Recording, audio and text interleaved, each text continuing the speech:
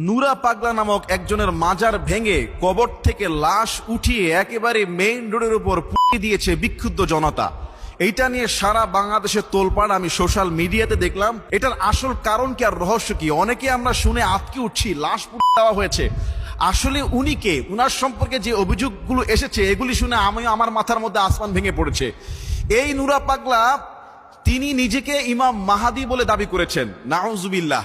1980-র দশকে সে এলাকা থেকে একবার পালিয়ে চলে যায়, পরে কিভাবে দফা রফা করে আবার এলাকায় আসে এবং নিজেকে দাবি করেছেন ইমাম মাহাদি। কালেমার মধ্যে এনেছেন পরিবর্তন, লা ইলাহা ইল্লাল্লাহ মাহাদি রাসূলুল্লাহ আস্তাগফিরুল্লাহ। সে এভাবে শুধু তাই করে নাই, কোরআনকে বলেছে বুঝপাতা। কোরআন নাকি একটা মূল্যহীন গ্রন্থ এবং তার ভক্তদেরকে 6 তাকবীরে জানাজা দিত, তারও জানাজা হয়েছে 6 তাকবীরে। এইভাবে ইসলামের নামে শিরিক, বেদাত, মাজার, বিভিন্ন রকমের ব্যবসা করে কত মানুষের ইমানকে ধ্বংস করেছে এই নুরা পাগলা আল্লাহ ভালো জানেন। তার এলাকার মানুষের মুখের অভিযোগ, এগুলি তার দেখা। ওই এলাকার মানুষ, ইমান আকিদা রক্ষা কমিটি থেকে শুরু করে বিভিন্ন মানুষ তার প্রতি নাখোশ ছিল।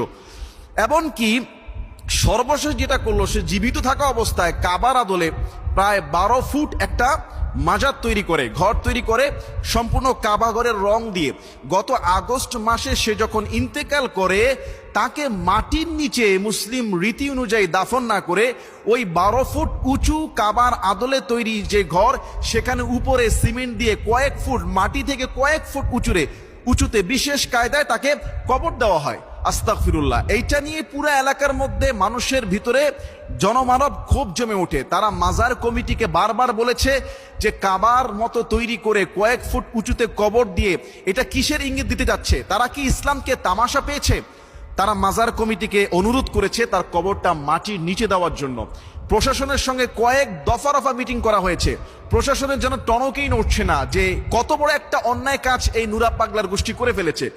আরো যে জঘন্য অপরাধের সংবাদ আমরা পাচ্ছি, অভিযোগ আসতেছে, নুরা পাগলার যে ছেলে সে নাকি খ্রিস্ট ধর্মের অনুসারী, খ্রিস্ট ধর্মের দাওয়াত দেয়। আস্তাগফিরুল্লাহ। আসলে কেউ যদি ইমাম মাহাদি দাবি করে নিজেকে এবং কালেমায় পরিবর্তন আনে, আজানে পরিবর্তন আনে, আর কোরআনকে বলে বুঝপাতা, মূল্যহীন গ্রন্থ, তার তো ইমানই থাকার কথা না।